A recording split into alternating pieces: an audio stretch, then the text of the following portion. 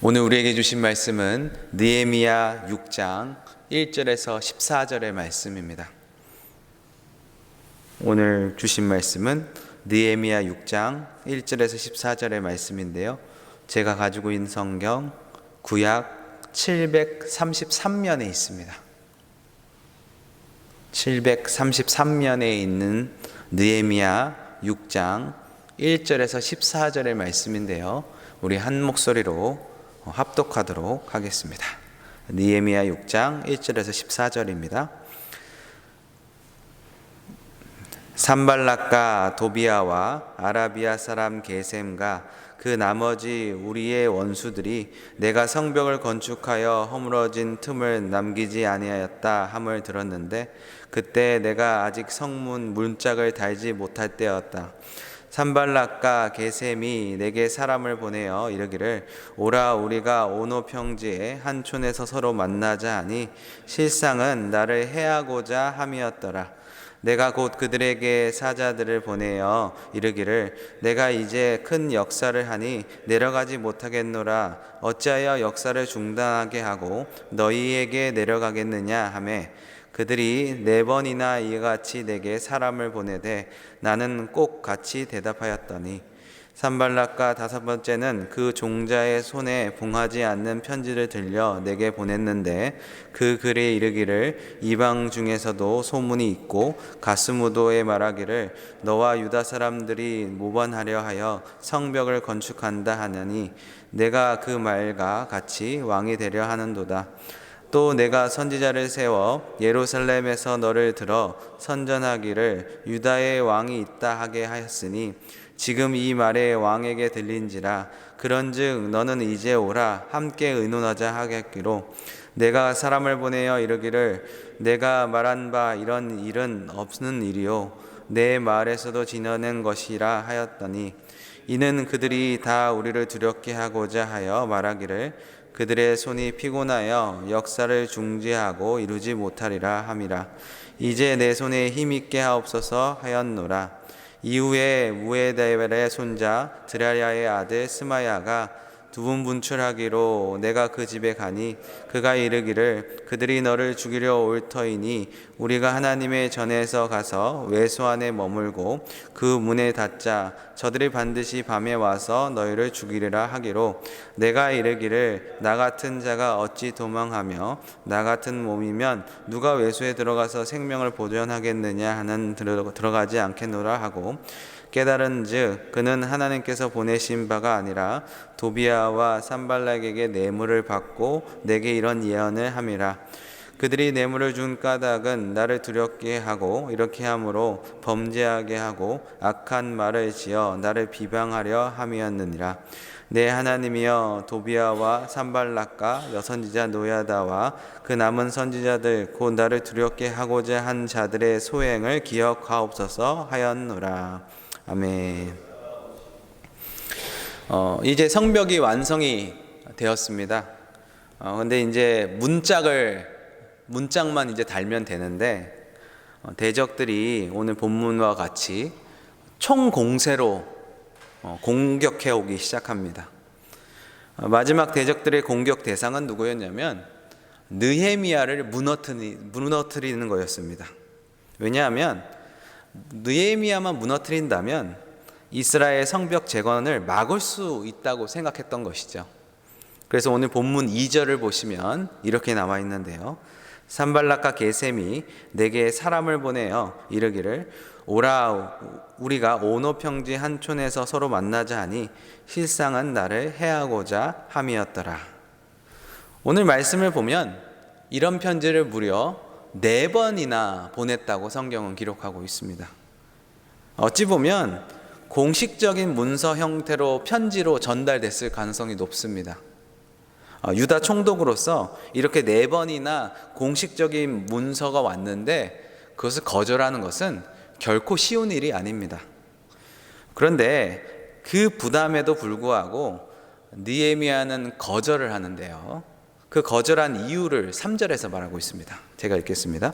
내가 곧 그들에게 사자들을 보내어 이르기를 내가 이제 큰 역사를 하니 내려가지 못하겠노라. 어찌 역사를 중지하게 하고 너희에게 내려가겠느냐 하매 라고 말하고 있는 것이죠.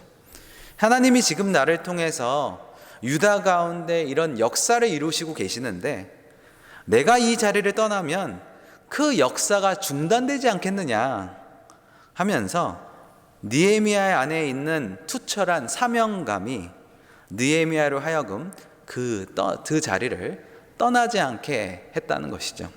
그래서 대적들이 그 음모 가운데 넘어가지 않고 느헤미야는 목숨을 건지게 됩니다. 하지만 대적들의 공세는 계속됩니다. 포기하지 않습니다.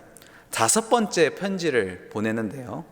그런데 이 편지는 봉인되지 않은 편지라고 성경에 나오고 있습니다. 이것은 고도의 심리전을 동원한 것이죠. 편지가 봉인되지 않았기 때문에 그 편지의 내용을 자연스럽게 느헤미야가 알았다고 성경은 기록합니다. 그 내용이 어떤 내용이었죠? 느헤미야는 지금 반역을 하고 있다는 것입니다. 그 소문이 지금 다 퍼졌다는 것이죠. 다 동의하고 있다는 것입니다. 네가 왕이 되려고 한다. 사람들이 다 알고 있어 라고 느헤미야를 지금 협박하는 겁니다. 근데 느헤미야, 이 사실을 페르시아 왕이 알면 어떨까? 너 정말 곤란해질걸? 하면서 아주 느헤미야를 협박하면서 그 자리에 나와서 만나자, 우리 협의하자, 의논하자 라고 말합니다. 이것은 느헤미야 안에 두려움을 극대화시켜서 느헤미야가 그 장소에 나오게끔, 그리고 나왔을 때 그를 암살하려는 계획을 갖고 있었던 것이죠. 그런데 그 편지에 대해서도 느헤미야는 대범하게 대처하는데요. 한 가지 이유 때문이죠. 뭐죠? 3절에 말한 것 같이 하나님이 주신 부르심의 자리를 떠날 수 없다는 것입니다. 우리가 하나님의 사명을 지키고 그 자리를 지키면 하나님께서는 느헤미야를 지켜주셨듯이 우리도 지켜주신다는 사실입니다. 오늘 말씀은 그것을 말씀하고 있는 것이죠. 이렇게 그의 암살 계획이 무산이 그러자 이번에는 대적들은 보다 교묘한 은밀한 방법을 통해서 느헤미야를 무너뜨리고자 합니다. 그것은 제사장 스마야를 매수하는 일이었는데요. 매일 보았던 제사장이 어느 날 갑자기 보이지를 않습니다. 그래서 느헤미야가 눈에 보이지 않자 이 스마야가 걱정돼서 찾아가는데요. 오늘 본문에 보면 찾아갔다고 나오고 있죠. 그때 이 스마야가 느헤미야에게 이런 말을 하죠. 무슨 말을 하냐면 당신을 향한 암살 계획이 있다고 지금. 그러니 오늘만 성전 외소에 몸을 숨기고 문을 잠그고 있으면 그 암살 계획이 무산되니까 좀 요번만 해달라고. 당신이 살아야지 느헤미야를 통해서 성전 벽이 재건되지 않냐고 라고 하면서 이 스마야가 느헤미야를 계속 꼬시는 거죠. 어떻게 보면 이것은 상당히 합리적인 제안일 수도 있습니다. 그리고 느헤미야를 위하는 것처럼 또 이스라엘 백성을 위하는 것처럼 들릴 수도 있는 것이죠. 왜냐하면 느헤미야가 암살당하면 아까도 말했듯이 성벽 재건이 무산될 가능성이 높기 때문인 것이죠. 그러니까 이번 한 번만 성소에 들어와서 몸을 숨깁시다 라고 하는 것이죠. 하지만 여기에는 감춰진 음모가 숨겨져 있습니다. 왜냐하면 이 성소는 제사장들만 들어갈 수 있고 하나님의 말씀 가운데 지정된 장소이기 때문인 것이죠. 느헤미야가 자신의 목숨을 건지기 위해서 그 율법을 어기고 성소에 들어갔다면 아마 대적들은 이것을 꼬투리 잡아서 느헤미야의 리더십에 큰 문제가 있다고 치명타를 입힐 것을 계획하고 있었던 것이죠. 그리고 느헤미야가 더 이상 유다 백성을 이끌고 나갈 자격이 없다. 어떻게 말씀도 안 지키는 사람이 저렇게 리더로 세울 수 있냐라고 이런 은밀한 계획이 있었다는 것입니다. 스마야를 통해서 그 은밀한 계획의 미혹 가운데 느헤미야는 어떻게 했을까요? 그 계획도 단호하게 거절했다고 성경은 나오고 있습니다.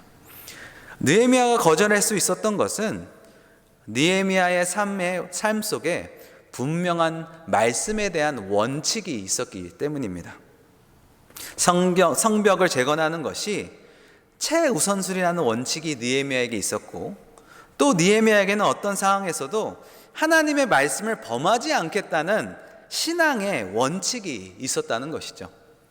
이런 신앙의 원칙이 있었기 때문에 그 은밀한 유혹 가운데서도 이번 한 번만 살짝 하면 되잖아, 이번만 하면 돼 라는 이 억지라는 속에서 율법을 어기는 것을 막을 수 있었다는 것입니다. 나는 그렇지 않겠다 라고 단호하게 대답할 수 있었다는 것이죠. 우리가 때로는 상황에 집중하면요, 저희가 하나님 말씀을 우를 범할 수도 있습니다. 하지만 우리 삶에 분명히 원칙이 있다면 우리는 상황에 휘둘리지 않고, 그리고 하나님의 말씀대로 행할 수 있는 능력이 우리 안에 생긴다는 것이죠. 느헤미야가 같은 사람은 성소에 들어갈 수 있겠냐고 이 제안을 거절했을 때, 하나님의 뜻을 행했을 때 하나님께서는 느헤미야에게 분별력을 주시는데요, 오늘 말씀 12절입니다. 깨달은즉 그는 하나님께서 보내신 바가 아니라 도비야와 산발렉에게 뇌물을 받고 내게 이런 예언을 함이라. 로마서 12장 2절 말씀에 이런 말씀이 있습니다. 너희는 이 세대를 본받지 말고 하나님의 선하시고 기뻐하시고 온전한 뜻이 무엇인지 분별하도록 하라 라고 말씀하고 있죠. 이 세대를 본받지 않도록 우리가 결정하면요, 하나님을 기쁘시게 하고 선하시고 온전한 뜻을 분별할 수 있는 지혜를 하나님께서 우리에게 주신다는 것이죠. 느헤미야가 하나님의 말씀을 범하지 않도록 결정했기 때문에 하나님께서는 그 스마야가 뇌물을 받고 이 일을 꾸민다는 사실을 알게 해주십니다. 사랑하는 성도 여러분, 부르심의 자리에서 내 신앙의 원칙을 지키는 것이 우리를 죄로부터, 그리고 위험에서부터 우리를 건져준다는 것이죠. 오늘 말씀을 생각하시면서 이 말씀을 우리의 믿음으로 받고 하나님께서 여러분 가운데 주신 부르심의 자리를 놓치지 않는 저와 여러분들이 되셨으면 좋겠습니다. 오늘 이 말씀 가운데 또 살아내시는, 또 하나님께 의지하며 나아가시는, 우리가 찬송가 고백처럼 메마른 땅을 걸어가도 내가 피곤치 않은 것은 주님께서 나와 함께 하시다고 고백하고 나아가시는 우리 모든 삼성의 식구들 되시길 주님의 이름으로 축원해 드립니다. 기도하겠습니다. 하나님 감사합니다. 오늘 말씀을 통해서 우리에게 말씀하여 주시니 감사합니다. 하나님, 우리의 삶의 두려움에 이끌려서 하나님께서 부르신 그 자리를 잃지 않게 도와주시옵소서. 내게 맡기신 사명의 자리를 기억하며 또 그 자리를 떠나지 않는, 그리고 믿음으로 행할 수 있는 믿음을, 은혜를 우리에게 베풀어 주시옵소서. 오늘 하루 그렇게 살기를 원합니다. 감사드리며 예수님의 이름으로 기도드렸습니다. 아멘.